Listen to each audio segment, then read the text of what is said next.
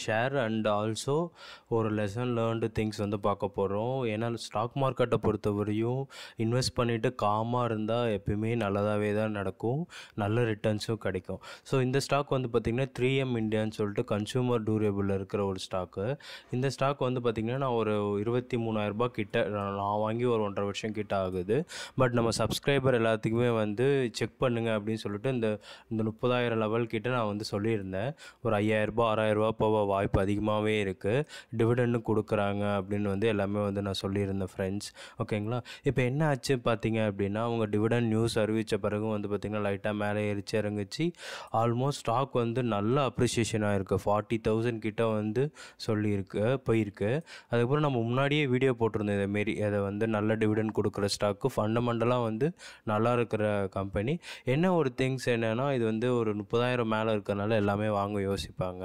அது ஒன்று தான். அதுக்கப்புறம் வந்து பார்த்திங்கன்னா, நீங்கள் நம்ம வாட்ஸ்அப்பில் சேனல் வச்சுருக்கோம், டெலகிராம்லேயும் சேனல் இருக்குது. அதில் நாங்கள் வந்து போட்டிருந்தோம் இதேமாரி இந்த ஸ்டாக் வந்து ஜஸ்ட்டு பாருங்கள் அப்படின்னு சொல்லிட்டு. உங்களுக்கு வாட்ஸ்அப்பில் ஜாயின் பண்ணணுன்னாலும் சொல்லுங்கள், நான் லிங்க் வந்து டிஸ்கிரிப்ஷனில் கொடுக்குறேன், நீங்கள் வந்து ஜாயின் பண்ணிக்கோங்க ஃப்ரெண்ட்ஸ். ஓகேங்களா. சரி, இப்போ இந்த ஸ்டாக் பை பண்ணலாமா அப்படின்னா அது டோட்டலாக உங்களோட டிசிஷன்.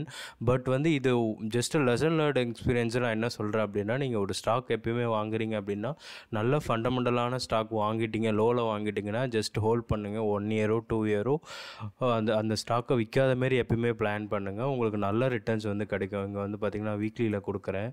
இப்போ நான்லாம் வாங்கி ஒரு 1 இயர் மேலே ஆகுது. இந்த ஸ்டாக்கை நான் ஒரு 23 கிட்ட வாங்கினேன். இந்த இடத்துக்கிட்ட நான் வாங்கினேன். யோசிச்சு பாருங்கள், நான் எவ்வளோ நாளாக ஹோல்ட் பண்ணிகிட்ருக்கேன்னு சொல்லிட்டு.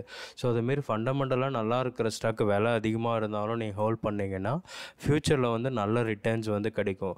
அதேமாரி நீங்கள் வந்து இன்வெஸ்ட் பண்ணுறீங்கன்னா எப்பயுமே உங்களுக்கு அந்த பணம் தேவையில்லை அப்படின்னா மட்டும் எப்பயுமே இன்வெஸ்ட் பண்ணுங்கள்.